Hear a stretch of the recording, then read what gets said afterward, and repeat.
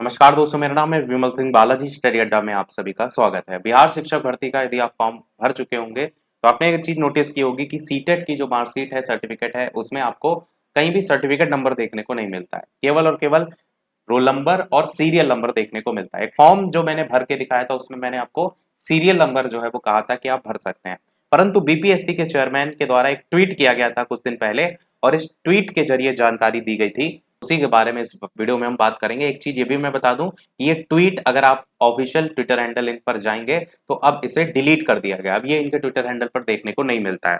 क्या इसमें जो पॉइंट है उनकी बात करते हैं। सबसे पहले पॉइंट में इन्होंने क्लियर किया है कि अगर आपके पास सर्टिफिकेट है उस कंडीशन में आप जो मार्कशीट है उसको सबमिट ना करें। ये इन्होंने पहले पॉइंट में क्लियर किया है। अगर आपके पास दोनों हैं उस कंडीशन में, अगर नहीं है तब तो आप मजबूरी में करेंगे ही करेंगे, पर अगर आपके पास सर्टिफिकेट है तब आप मार्कशीट को सबमिट ना करें। दूसरे में आपका क्लियर किया गया है कि जो लैंग्वेज पेपर होगा हिंदी, उर्दू, बांग्ला, ये एग्जाम के समय में ही आपको सेलेक्ट करने का ऑप्शन मिलेगा।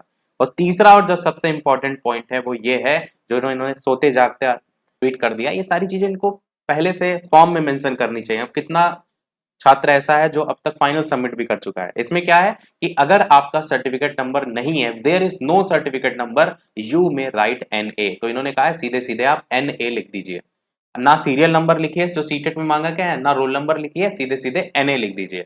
और चौथे में इन्होंने कहा है कि जो बीपीएससी है उसको जो सीटेट अपेयरिंग कैंडिडेट है उनको अलाउ या डिनाई करने का अधिकार नहीं है। वो चौथे पॉइंट में उससे क्लैरिफिकेशन किसी ने कमेंट में पूछा होगा, उसका दिया गया। सबसे मेन पॉइंट थर्ड है।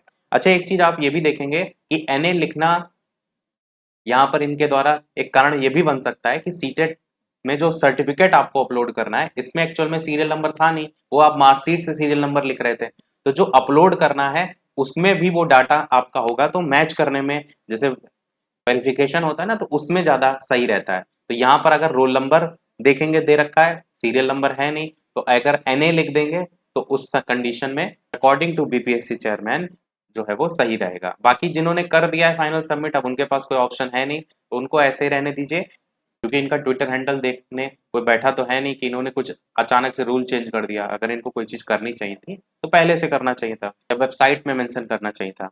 अब आपको मैं ये भी बता देता हूँ कैसे आप एडिट कर सकते हैं। तो यहाँ पर आपको अपडेट योर इन्फॉर्मेशन जहाँ से पेमेंट करेंगे उसके नीचे दे रखा है, जहाँ पर 5 अटेम्प्ट मिलते हैं अगर इससे पहले कोई अटेम्प्ट आपने ट्राई नहीं किया है। इस पर क्लिक करेंगे तो आपको इस तरीके से सर्टिफिकेट नंबर जहाँ पर मांगा गया था सीटेट पेपर 1 का, वहां पर आप सीधे सीधे NA जो है वो लिख सकते हैं। इशू डेट जो है वो तो आपकी वही रहेगी जो पहले आप भर रहे थे, और बाकी अपलोड सर्टिफिकेट आप तो पहले ऑलरेडी कर चुके होंगे। जब आप मॉडिफाई कर देंगे तो इस तरीके से एप्लीकेशन मॉडिफाई सक्सेसफुली का मैसेज आपको लिख करके जो है वो आ जाएगा। क्लियर है? जिन्होंने अपलोड कर दिया उनके पास तो वैसे भी कोई ऑप्शन नहीं बचा है।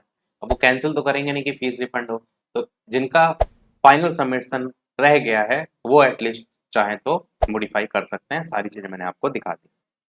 यही था हमारे इस अपडेट में। वीडियो लाइक शेयर सब्सक्राइब अवश्य कीजिएगा। मिलते हैं अगले अपडेट में, तब तक के लिए नमस्कार, जय हिंद।